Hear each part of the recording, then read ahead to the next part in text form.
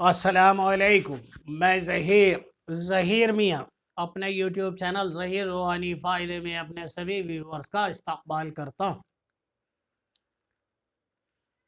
خالد بن ولید رضی اللہ تعالی عنہ، سیف اللہ، دا سورڈ آف اللہ تبارک و تعالی، اس کا اگلا حصہ آپ کے سامنے پیش خدمت۔ خالد رضی اللہ تعالی عنہ حملے کا ایک اور مرحلہ شروع کرنا چاہتے تھے، جس کے لیے وہ موقع دیکھ رہے تھے۔ چند گھنٹوں بعد انہیں یہ موقع ملا۔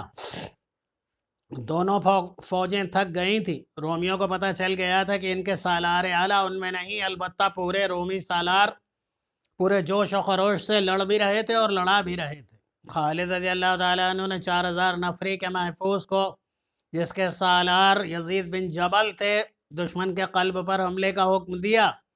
یہ 4000 مجاہدین تازہ دم تھے اور لڑائی میں شریک ہونے کے لیے اتنے بیتاب تھے کہ نعرے لگاتے اور بے قابو ہوئے جاتے تھے۔ حکم ملتے ہی وہ رکے ہوئے سیلاب کے مانند اس طرح گئے اور اتنا شدید حملہ کیا کہ رومیوں کی صفوں کے اندر دور تک چلے گئے۔ مجاہدینوں کے سالار رومیوں کے سالار کبکلار کو ڈھونڈ رہے تھے۔ مرکزی جھنڈا اسی کے پاس تھا اور وہ وردان کا قائم مقام تھا۔ پہلے بتایا جا چکا ہے کہ اس نے وردان سے کہہ دیا تھا کہ مسلمانوں کے ساتھ صلح سمجھوتا کر لیا جائے۔ اس کی دوربینی نگاہوں نے دیکھ لیا تھا کہ مسلمان رومیوں پر غالب آ جائیں گے۔ وردان نے اسے ڈانٹ دیا تھا۔ مورخ طبری اور ابو سعید نے لکھا ہے کہ مجاہدین کو کبکلار مل گیا۔ اسے دیکھ کر سب حیران رہ گئے۔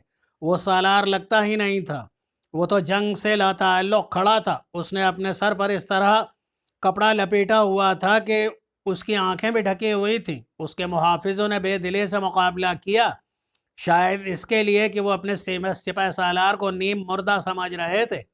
انہی سے پتہ چلا کہ یہ کبکلار ہے۔ مجاہدین نے اسے اسی حالت میں قتل کر دیا۔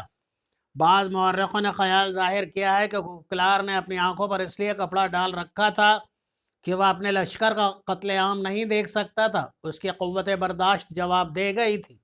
رومیوں کا مرکزی پرچم گر پڑا۔ مجاہدین اب یہ نعرے لگا رہے تھے، اللہ کی قسم ہم نے رومیوں کے دونوں سپہ سالاروں کو قتل کر دیا۔ رومیوں تمہارا پرچم کہاں ہے؟ شہنشاہ ہرکل کو بلاؤ۔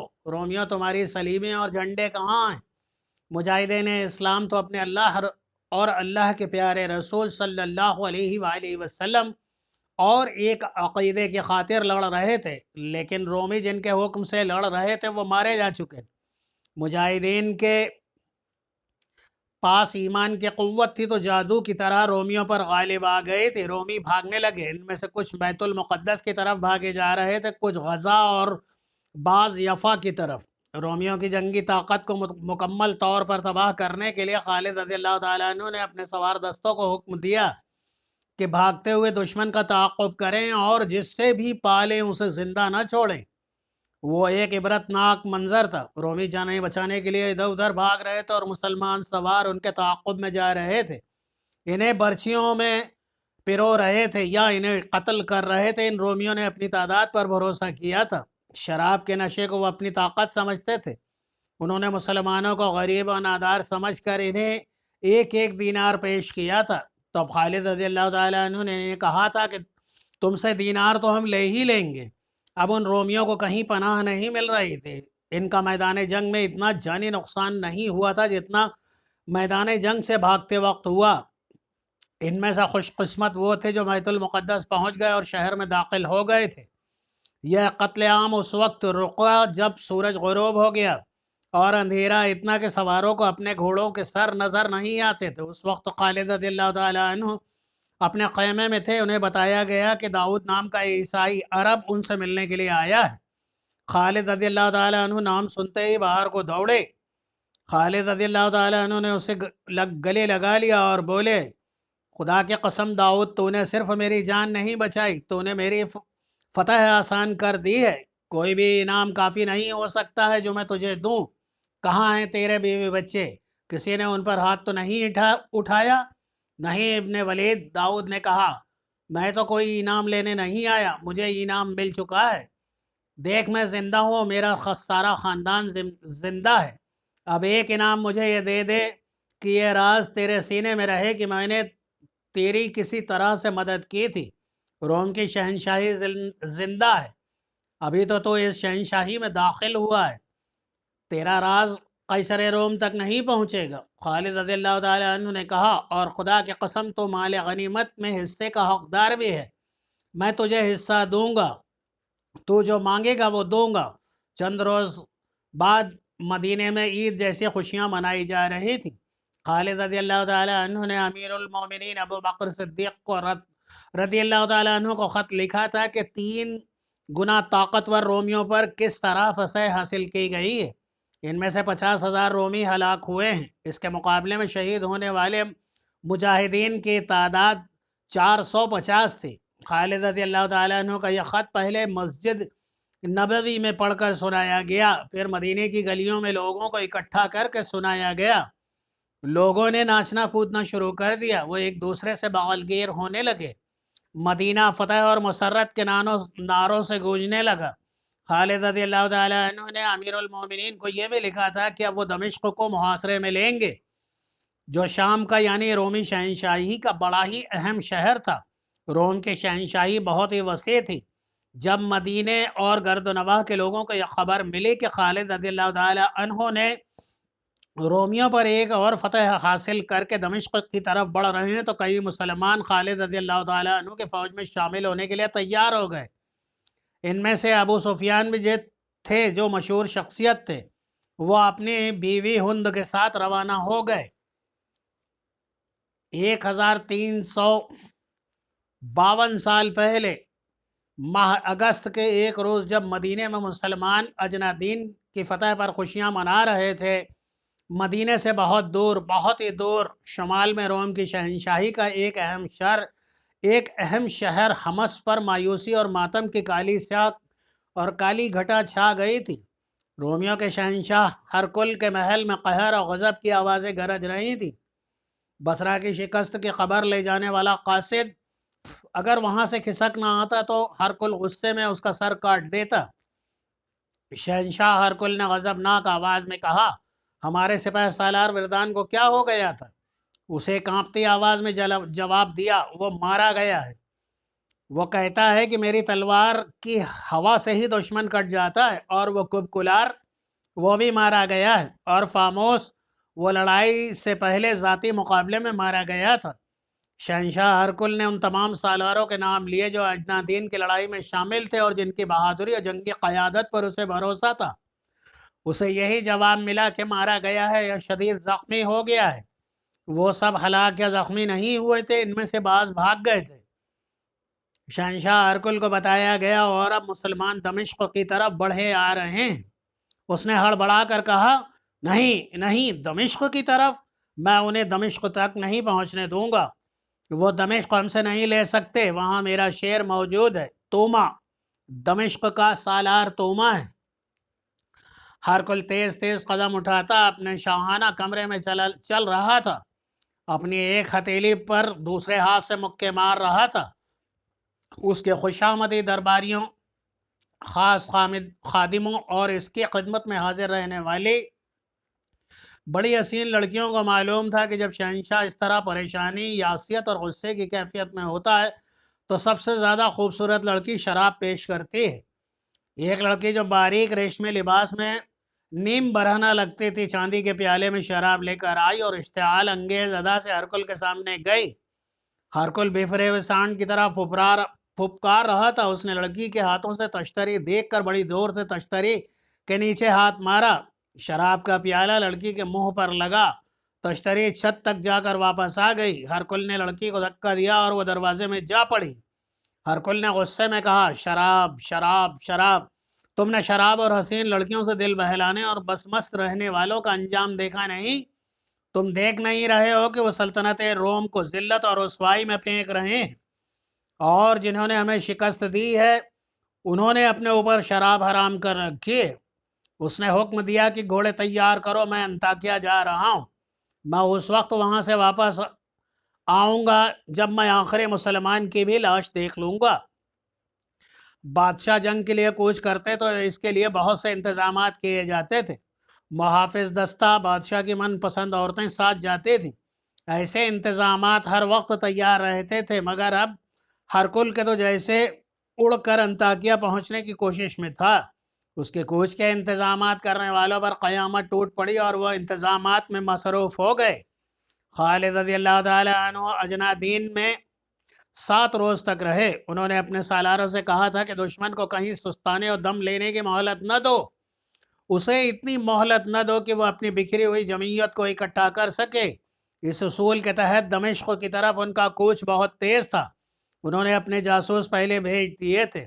اب خالد رضی اللہ تعالیٰ عنہ نے جاسوسی کا نظام مزید بہتر بنا دیا تھا۔ وہ اس حقیقت کو نظر انداز نہیں کر سکتے تھے کہ قیصر روم کی سلطنت بہت وسیع ہے اور اس کے مطابق اس کی فوج زیادہ بھی ہے اور برتر بھی ہے۔ ایسی فوج پر غلبہ پانے کے لیے اس کے احوال اور قوائف کا قبل از وقت معلوم کرنا بے حد ضروری ہے، اور اتنا ہی ضروری ان علاقوں کے خد و خال کا خیال رکھنا اور جاننا بھی تھا۔ جہاں جہاں فوج کے دستے موجود تھے ان کی نقل و حرکت کے متعلق قبل از وقت معلومات حاصل کرنا بھی سود مند تھا۔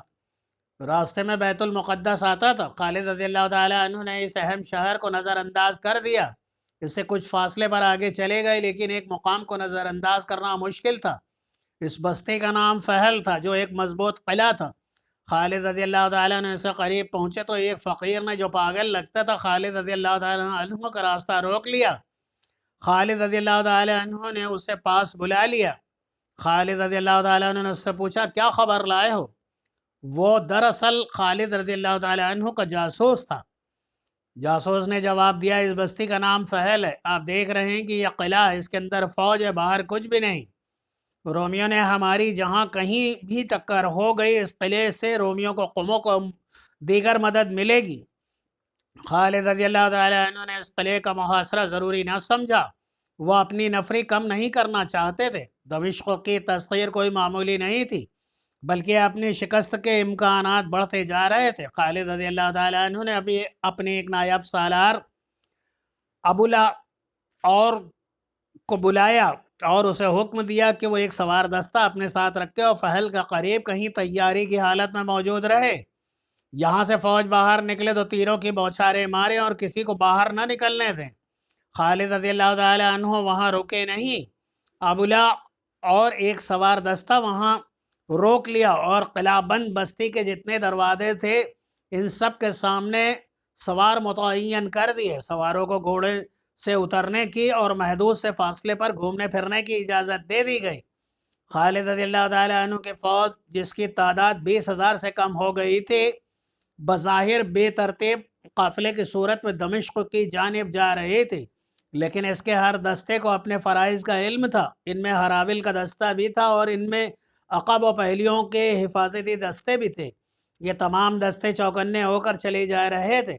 کسی بھی جگہ اور کسی بھی وقت ان پر حملہ ہو سکتا تھا۔ داؤد عیسائی نے خالد رضی اللہ تعالیٰ عنہ کو خبردار کر دیا تھا کہ وہ تو ابھی روم کی شہنشاہی میں داخل ہوئے ہیں اور اس شہنشاہی کی حدود بہت وسیع ہے۔ اس وقت تک رومی فوج کے دستے جہاں جہاں تھے وہاں ہرکل کا یہ حکم پہنچ چکا تھا کہ مسلمانوں کی فوج کو روکا جائے۔ اس حکم کے تحت دمشق کی طرف جانے والے راستوں پر رومیوں نے اپنے جاسوس بھیج دیے تھے۔ دریائے یرموک کے کنارے واقوسہ ایک قصبہ تھا۔ کسی رومی جاسوس نے خالد رضی اللہ تعالیٰ عنہ کے لشکر کو آتے دیکھ لیا اور پیچھے جا کر اطلاع دی۔ جب خالد رضی اللہ تعالیٰ عنہ واقوسہ کے قریب پہنچے تو رومی فوج کے بہت سے دستے خالد رضی اللہ تعالیٰ عنہ کا راستہ روکنے کے لیے تیار کھڑے تھے۔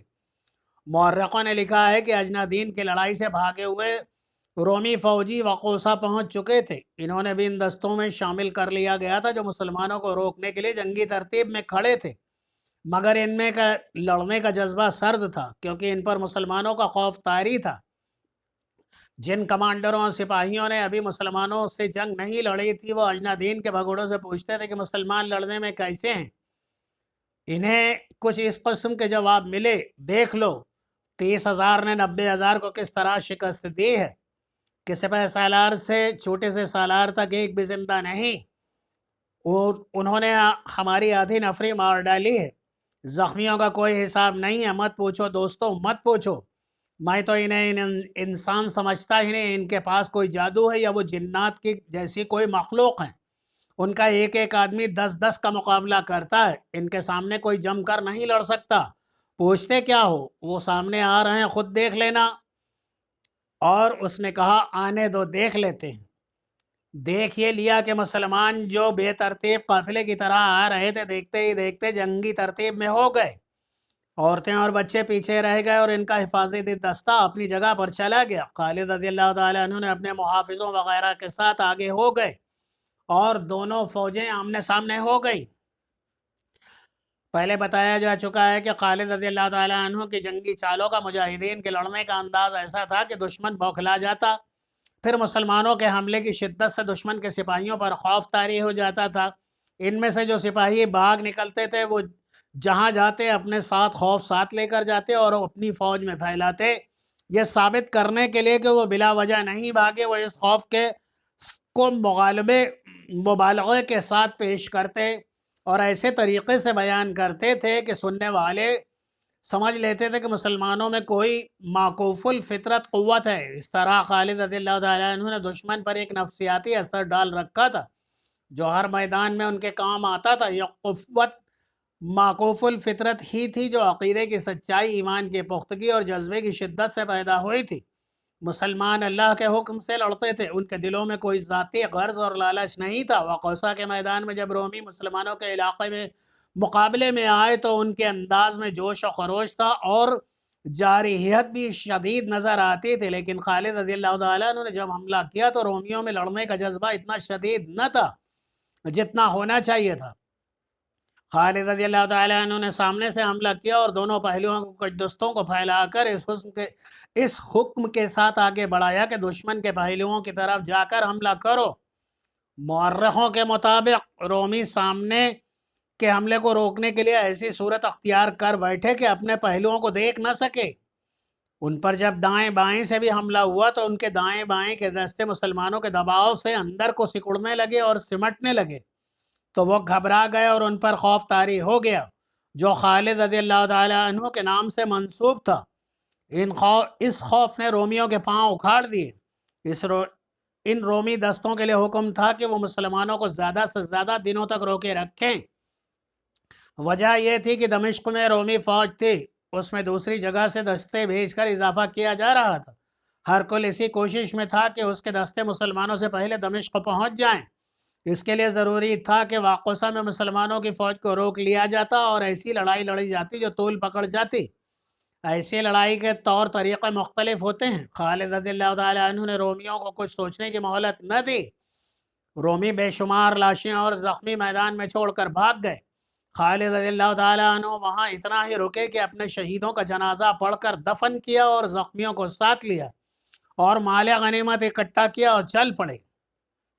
یہ 6 اگست 634 عیسوی باولا تیسرا ہفتہ جمادی الاخر 13 ہجری کا تھا۔ شہنشاہ ہرقل انطاکیہ جا پہنچا اور وہاں اپنا ہیڈ کوارٹر بنا لیا۔ حمص سے انطاکیہ کو روانہ ہونے سے پہلے اس نے دمشق کی رومی فوج کے سالاروں توما، ہربیس اور عزازیر کو پیغام بھیج دیا تھا کہ وہ فوراً انطاکیہ پہنچیں۔ ہرقل کے پہنچتے ہی تینوں سالار انطاکیہ پہنچ گئے۔ شہنشاہ ہرقل نے ان سے پوچھا کیا تم نے سن لیا کہ تمہارے سالار وردان کوپکلار بھی مارے جا چکے ہیں؟ کیا تم بھی قیصر روم کی عظمت کو ذہن سے اتار دو گے؟ کیا تمہاری نظروں میں بھی صلیب کا تقدس ختم ہو چکا ہے؟ سالار توما نے کہا مسلمان ابھی ہمارے سامنے تو آئے ہی نہیں، ہمیں ابھی نہ آپ نے آزمایا ہے نہ مسلمانوں نے، انہیں آنے دیں، میں آپ کی بیٹی کے آگے شرمسار نہیں ہوں گا۔ دراصل ہرقل کا داماد تھا توما اور وہ دمشق کا سپہ سالار بھی تھا۔ بڑا پکا مذہبی آدمی تھا اور اپنے مذہب عیسائیت کے فروغ و تحفظ کے لیے سرگرم رہتا تھا۔ ہرقل نے اسے کہا توما تم مذہب میں اتنے مگن رہتے ہو کہ دمشق کے دفاع کی طرف تمہاری پوری توجہ نہیں دے رہے۔ توما نے کہا میں تو یہ سمجھتا ہوں کہ مذہب نہ رہا تو دمشق بھی نہیں رہے گا۔ کیا آپ نہیں جانتے کہ مسلمانوں کے خلاف جنگ بھی مذہب میں شامل ہے؟ میں یہاں اکیلا تو نہیں، جنگی معاملے سالار حربیز کے پاس ہیں اور سالار عزازیر بھی میرے ساتھ ہے۔ کیا عزازیر فارسیوں کو اور پھر ترکیوں کو اور کئی لڑائیوں میں ان سب کو شکست نہیں دے چکا ہے؟ ہرکل نے کہا مجھے جتنا بھروسہ عزازیر پر ہے اتنا تم دونوں پر نہیں۔ عزازیر تجربے کار سالار ہے، تم دونوں کو ابھی ثابت کرنا ہے کہ تم عزازیر کے ہم پلہ ہو۔ عزازیر رومیوں کا بڑا ہی قابل و دلیر سالار تھا، اس نے بہت سی جنگیں لڑی تھیں اور ہر میدان میں فتح حاصل کی تھی۔ عربی زبان پر اسے اتنا عبور حاصل تھا کہ وہ عربی بولتا تو شک ہوتا تھا کہ کہیں وہ عرب کا رہنے والا تو نہیں۔ دمشق کی فوج کا کمانڈر دراصل وہی تھا۔ انطاکیہ میں کلوس نام کا ایک رومی سالار تھا، اسے ہرکل نے 5000 نفری کی فوج دے کر دمشق جانے کو کہا۔ کلوس نے کہا شہنشاہ ہرکل، میں حلفیہ کہتا ہوں کہ میں آپ کے سامنے اس وقت آؤں گا جب میری برچے کے انی کے ساتھ مدینے کے سالار خالد بن ولید رضی اللہ تعالیٰ عنہ کا سر ہوگا۔ ہرکل نے کہا تم مجھے صرف حلف سے خوش نہیں کر سکتے، میں صرف ابن ولید کا سر نہیں تمام مسلمانوں کی لاشیں دیکھنا چاہتا ہوں۔ فوراً دمشق پہنچو، وہاں قمق کی ضرورت ہے، سب چلے جاؤ اور دمشق کو بچاؤ۔ ہرکل کا ایک مشیر خاص ہرکل کے پاس موجود رہا، تمام سالار فوراً روانہ ہو گئے۔ اس مشیر نے کہا شہنشاہ ہرکل، سالار کلوس کو دمشق نہ بھیجتے تو اچھا تھا، اگر اسے بھیجنا ہی تھا تو سالار عزازیر کو دمشق سے نکال لیتے۔ کیوں؟ کیا شہنشاہ بھول گئے ہیں کہ ان دونوں کی ایسی چپل کش ہے جو دشمنی کی صورت اختیار کر جایا کرتے؟ مشیر نے کہا کہ ان کے آپس میں بول چال بند ہے۔ دراصل کلوس عزازیر کی اچھی شہرت سے حذر کرتا ہے، کوئی اور وجہ بھی ہو سکتی ہے۔ ہرکل نے کہا کیا تم یہ خطرہ محسوس کر رہے ہو کہ وہ لڑائی کے دوران ایک دوسرے کو نقصان پہنچانے کی کوشش کریں گے؟ مشیر نے کہا ہاں شہنشاہ روم، میں یہی خطرہ محسوس کر رہا ہوں۔ ہرکل نے کہا ایسا نہیں ہوگا، انہیں یہ احساس تو ضرور ہوگا کہ وہ مل کر نہ لڑے تو بڑی بری شکست کھائیں گے، اور وہ مجھے خوش کرنے اور ایک دوسرے کی نظروں میں گرانے کے لیے جوش و خروش سے لڑیں گے، اور اگر انہوں نے ایک دوسرے کو نقصان پہنچانے کی کوشش کی تو انہیں یقیناً معلوم ہے کہ اس کی سزا کیا ہوگی۔ مشیر خاموش ہو گیا، لیکن اس کے چہرے پر پریشانی کے آثار پہلے سے زیادہ ہو گئے۔ خالد رضی اللہ تعالیٰ عنہ کے مجاہدین دمشق کی جانب بڑھے جا رہے تھے۔ رومی سالار عزازیر نے دمشق پہنچتے ہی شہر کے دفاع کو مضبوط بنانا شروع کر دیا۔ دمشق کی شہر پناہ کے 6 دروازے تھے اور ہر دروازے کا ایک نام تھا۔ عزازیر نے دمشق کو محاصرے سے بچانے کا یہ انتظام کیا کہ زیادہ فوج شہر کے باہر رکھی تاکہ مسلمانوں کو شہر تک پہنچنے ہی نہ دیا جائے، انہیں شہر سے باہر ختم کر دیا جائے۔ شہر میں خاص طور پر منتخب کیے ہوئے دستے رکھے گئے، ان میں ایک محافظ دستہ تھا جسے جانباز دستہ کہا جاتا تھا۔ اسے 1 میل سے زیادہ لمبے اور 4 فرلانگ چوڑے شہر کو آبادی میں اس خبر نے ہڑبونگ بپا کر دی تھی کہ مسلمان شہر کو محاصرے میں لینے کے لیے آ رہے ہیں۔ اس خبر سے پہلے مسلمانوں کی دہشت شہر میں داخل ہو چکی تھی۔ سالار شہریوں کو بھی شہر کے دفاع کے لیے تیار کر رہے تھے، لیکن شہریوں نے انہیں تعاون نہیں مل رہا تھا۔ شہری تو اپنا مال و دولت اور اپنی جوان بیٹیوں کو چھپاتے پھر رہے تھے۔ ان میں سے بعض نے اپنے کنبوں کے ساتھ لے کر بھاگنے کی کوشش کی، لیکن فوج نے انہیں روک لیا۔ مجاہدین کا لشکر دمشق سے زیادہ دور نہیں رہ گیا تھا۔ جاسوس جو آگے گئے ہوئے تھے وہ باری باری پیچھے آتے، رپورٹ دیتے اور پھر آگے چلے جاتے۔ جب مجاہدین کی جذباتی کیفیت ایسی تھی کہ ان پر جیسے ان کا کوئی گھر نہ ہو، کوئی وطن نہ ہو، بیوی نہ ہو، بچہ نہ ہو، بس اللہ ہی اللہ ہو جس پر اور جس کے نام پر وہ ورد کرتے رہیں، یا چند مجاہدین مل کر کوئی جنگی ترانہ گاتے تھے۔ انہوں نے اپنا رشتہ اللہ کے ساتھ اور اللہ کے پیارے رسول صلی اللہ علیہ وآلہ وسلم کے روح اقدس کے ساتھ جوڑ لیا تھا۔ انہوں نے اپنی جانیں اللہ کی راہ میں قربان گاہ پر رکھ دی تھی۔ رومیوں کے لیے وہ جسم تھے، لیکن وہ اپنے لیے وہ روحیں تھے، اور اپنے جسموں کی تکلیف اور ضروریات سے بے نیاز ہو گئے تھے۔ انہیں تو جیسے یہ احساس بھی نہیں رہا تھا کہ ان کی تعداد بہت کم ہے اور دشمن کی تعداد کئی گنا ہے۔ ان کے سپہ سالار خالد رضی اللہ تعالیٰ عنہ کی جذباتی کیفیت بھی ایسی تھی، لیکن تاریخ اس عظیم جرنیل کی نگاہ حقائق پر تھی۔ وہ سوچتے رہتے تھے کہ اتنی کم نفری کو اتنی زیادہ نفری کے خلاف کس طرح استعمال کیا جائے کہ مطلوبہ نتائج حاصل ہو سکیں۔ انہوں نے رومیوں کو دیکھ لیا اور تسلیم کیا تھا کہ یہ ایک عمدہ فوج ہے۔ انہوں نے یہ بھی پیش نظر رکھا تھا کہ رومی اپنے ملک میں ہیں اور جو سہولتیں انہیں حاصل ہیں وہ ہمیں نہیں مل سکتی۔ شکست کی صورت میں مسلمانوں کے لیے وہاں کوئی پناہ نہیں تھی۔ اس صورت میں انہیں قید یا قتل ہونا تھا۔ ان احوال و قوائف کے پیش نظر خالد رضی اللہ تعالیٰ عنہ نے اپنی فوج میں کچھ تبدیلیاں کی تھی۔ ایک تو انہوں نے جاسوسی کے انتظام اور ذرائع کو پہلے سے بہتر بنا کر منظم کر دیا۔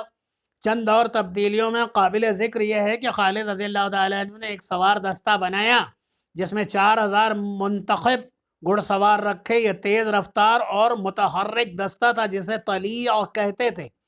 متحرک سے مراد یہ ہے کہ اس رسالے کا نے جم کر نہیں لڑنا بلکہ بھاگتے دوڑتے حملہ کر کے ادھر ادھر ہو جاتے اور دشمن کو گھما پھرا کر لڑاتے اور جنگ میں شریک رہتے تھے۔ خالد رضی اللہ تعالیٰ عنہ نے اس دستے کی کمان اپنے ہاتھ میں رکھے۔ دمشق کی جانب کوچ کے دوران یہ سوار دستہ مسلمانوں کے لشکر کے ہراول میں تھا۔ کوچ کا چوتھا دن تھا۔ ہراول کا یہ سوار دستہ ایک بستے مراج السفر کے قریب پہنچا تو آگے گئے ہوئے جاسوس آئے اور خالد رضی اللہ تعالیٰ عنہ اس دستے کے ساتھ تھے۔ جاسوسوں نے انہیں بتایا کہ تھوڑی دور آگے رومی فوج تیاری کی حالت میں پڑاؤ کیے ہوئے ہے۔ جاسوسوں کے انداز کے مطابق وہ مقام دمشق سے 12-13 میل دور ہے۔ مورخوں نے لکھا ہے کہ اس رومی فوج کی تعداد 12,000 تھی اور اس میں سوار زیادہ تھے۔ اس کے 2 سالار تھے، ایک عزازیر اور دوسرا قلیوس۔ یہ وہی رومی سالار تھے جن میں آپس میں دشمنی تھی۔ انہیں دمشق کے سپہ سالار توما نے اس منصوبے کے تحت بھیجا تھا کہ مسلمانوں کے لشکر کو دمشق تک نہ پہنچنے دیا جائے۔ اگر اسے تباہ نہ کیا جا سکے تو کمزور تو کر دیا جائے کہ وہ واپس چلا جائے۔ اگر یہ بھی نہ ہو سکے تو اتنی سی کامیابی ہر قیمت پر حاصل کی جائے کہ مسلمانوں کو زیادہ سے زیادہ دن دمشق سے دور رکھا جائے تاکہ دمشق کے دفاع کے لیے مزید دستے وہاں پہنچائے جا سکیں اور شہر میں اتنی خوراک پہنچا کر جمع کی جا سکے کہ اگر محاصرہ طول پکڑ جائے تو شہر میں قحط کی صورتحال پیدا نہ ہو۔ خالد رضی اللہ تعالیٰ عنہ کے لیے مسئلہ پیدا ہو گیا کہ ان کے ساتھ ہراول کا صرف یہ سوار دستہ تھا جس کی نفری 4000 تھی۔ باقی لشکر ابھی بہت دور تھا۔ ہراول کی رفتار تیز تھی۔ دشمن کی موجودگی کی اطلاع پر خالد رضی اللہ تعالیٰ عنہ نے رفتار سست کر دی۔ اس کا ایک مقصد تو یہ تھا کہ پورا لشکر آ جائے اور دوسرا یہ کہ دشمن کے قریب شام کو پہنچیں تاکہ رات کو آرام کیا جا سکے اور صبح لڑائی شروع کی جائے۔ اگر جاسوس آگے نہ گئے ہوتے تو خالد رضی اللہ تعالیٰ عنہ لا علمی میں 4000 سواروں کے ساتھ دشمن کے سامنے جا پہنچتے اور پھر اسی صورتحال میں یہ ان کے حق میں نہ رہتی۔ رومیوں کے اس 12,000 لشکر نے بڑی اچھی جگہ پڑاؤ ڈالا تھا۔ وہاں ایک وادی تھی جس میں گھنے درخت تھے اور ایک پہاڑی تھی۔ رومی اس پہاڑی کے سامنے اور وادی کے منہ میں تھے۔ انہوں نے لڑائی کے لیے یہ جگہ منتخب کی تھی جو ان کو کئی جنگی فائدے دے سکتے تھے۔ مسلمان اسی پھندے میں آ سکتے تھے۔ خالد رضی اللہ تعالیٰ عنہ نے اپنی رفتار ایسی رکھی کہ سورج غروب ہونے سے ذرا پہلے دشمن کے سامنے پہنچ جائیں۔ دشمن سے ان کا فاصلہ 1 میل کے برابر تھا۔ خالد رضی اللہ تعالیٰ عنہ نے اپنے دستے کو روک لیا اور وہیں پڑاؤ کرنے کو کہا۔ سورج غروب ہو گیا، اس لیے یہ خطرہ نہ رہا کہ دشمن حملہ کر دے گا۔ جمادی الثانیہ 13 ہجری کے چاند کی 18ویں تاریخ تھی۔ آدھی رات کو چاندنی بڑی صاف تھی۔ خالد رضی اللہ تعالیٰ عنہ پاپیادہ آگے چلے گئے۔ رومیوں کے سوار گشتی سنتری گشت پر تھے۔ خالد رضی اللہ تعالیٰ عنہ نے ان سے بچتے پہاڑی تک گئے۔ وہ زمین کے خدوخال کا جائزہ لے رہے تھے۔ رات گزرتے ہی انہیں یہاں لڑنا تھا۔ وہ دیکھ رہے تھے کہ ان کے سوار دستے کے لیے بھاگنے دوڑنے کی جگہ ہے یا نہیں۔ خالد رضی اللہ تعالیٰ عنہ کے لیے پریشانی یہ بھی تھی کہ ان کا لشکر بہت دور تھا۔ انہوں نے پیغام تو بھیج دیا تھا کہ رفتار تیز کرے، پھر بھی لشکر جلدی نہیں پہنچ سکتا تھا، اس کی رفتار تو پہلے ہی تیز تھی اور مسلمانوں کا کوچ ہمیشہ تیز ہوتا ہی تھا۔ انشاءاللہ تعالی اس کی اگلا حصہ اگلے نشست میں پیش کروں گا، تب تک کے لیے اللہ حافظ۔